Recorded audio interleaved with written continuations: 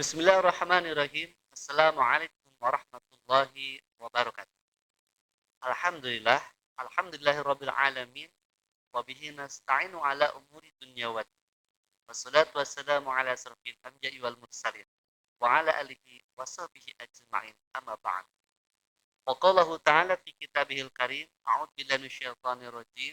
Bismillahirrahmanirrahim. Yarfa'illahu alladhina amanu minkum walladhina utul ilma darajat. Puji dan syukur kita panjatkan kepada Allah Subhanahu wa taala.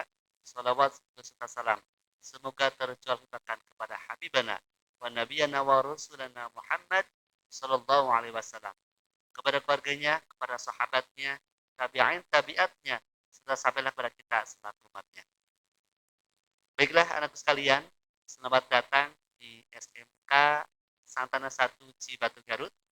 Dalam hal ini kita dapat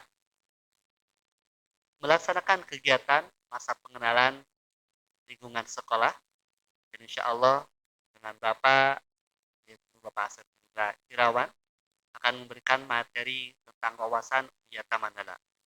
Perlu diketahui bahwasanya kegiatan MPLS ini tidak dapat secara langsung atau tatap muka dikarenakan melanda COVID-19 di negeri kita.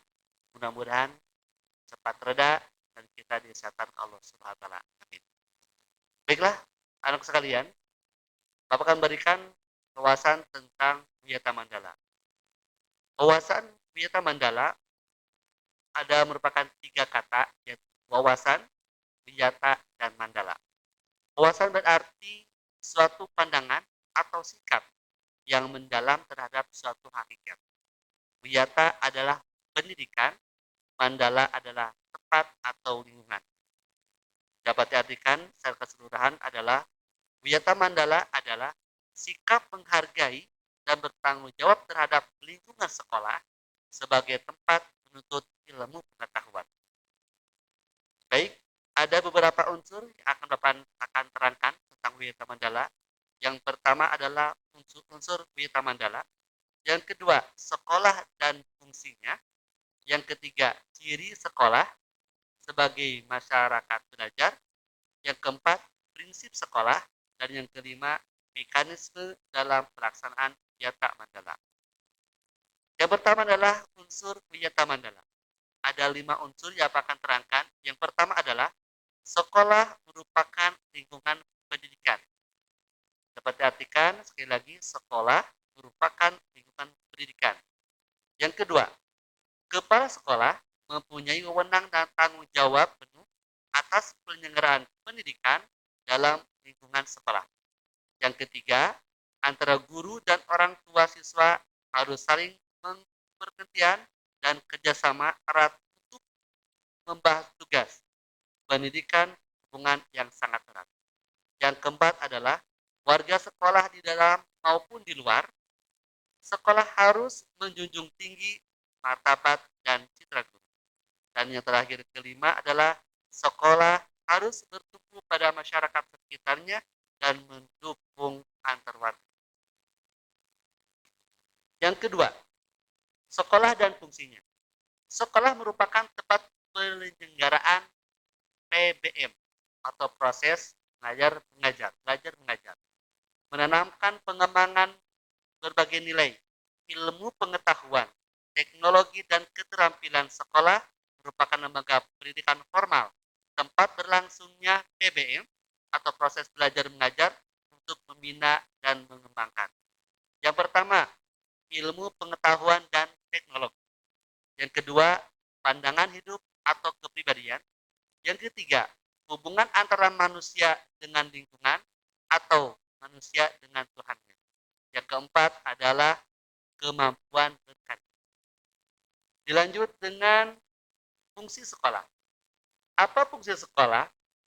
Adalah sebagai tempat masyarakat belajar karena memiliki aturan atau tata tertib kehidupan yang mengatur hubungan antara guru, pengelola, pendidikan siswa dalam PBM untuk mencapai tujuan pendidikan dan telah ditetapkan dalam suasana yang dinamis. Kemudian yang keempat, ciri-ciri dari sekolah sebagai masyarakat belajar. Yang pertama, ada guru dan siswa. Timbulnya proses belajar mengajar yang tertib. Sekali lagi dapat dipahami, ciri dari sekolah sebagai masyarakat belajar adalah yang pertama, ada guru dan siswa.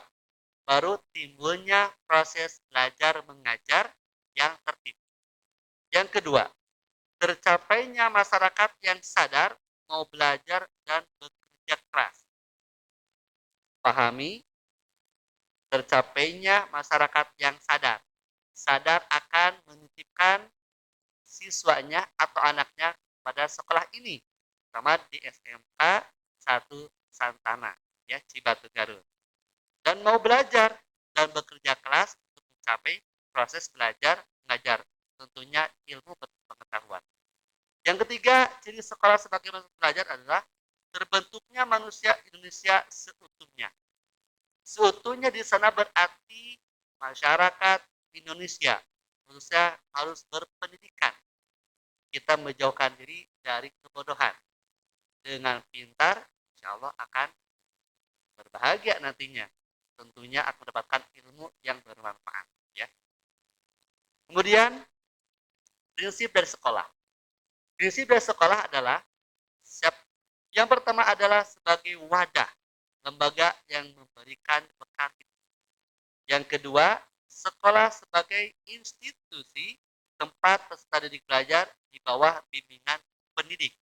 Adanya didik, peserta didik, adanya pendidik. Atau siswa pasti ada guru.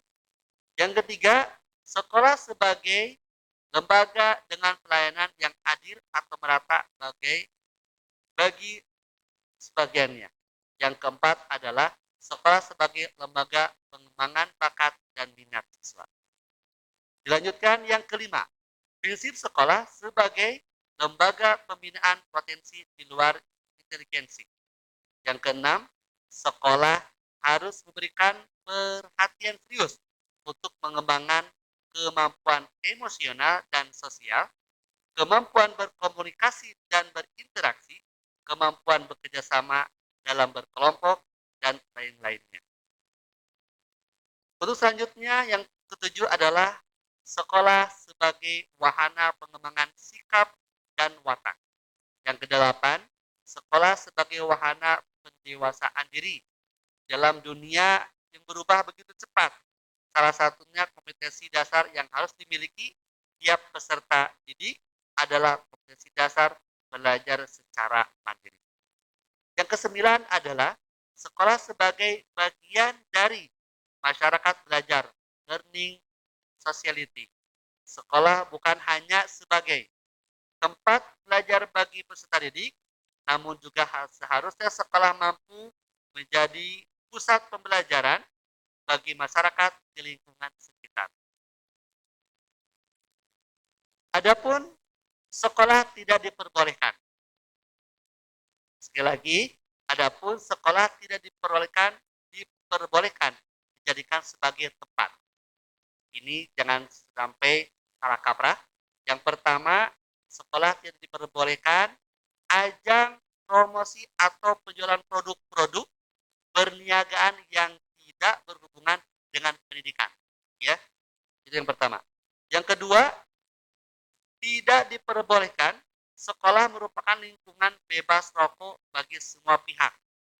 Ya, berarti dia tidak berkelankan untuk merokok ketika kegiatan belajar mengajar. Ya.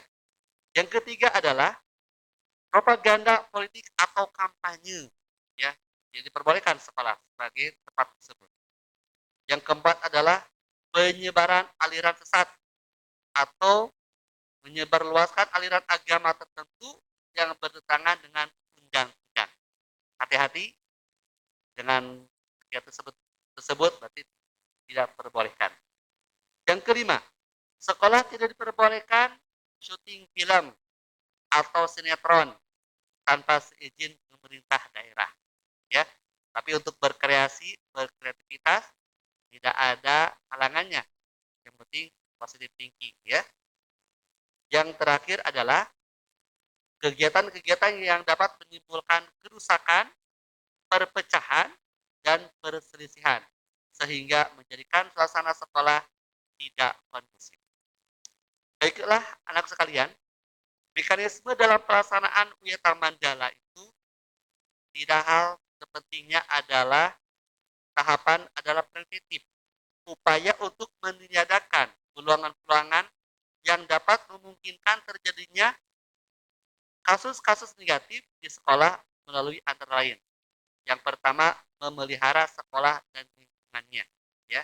Yang kedua, menciptakan suasana yang harmonis antara pihak pendidik dan siswa serta penduduk di sekitar kita.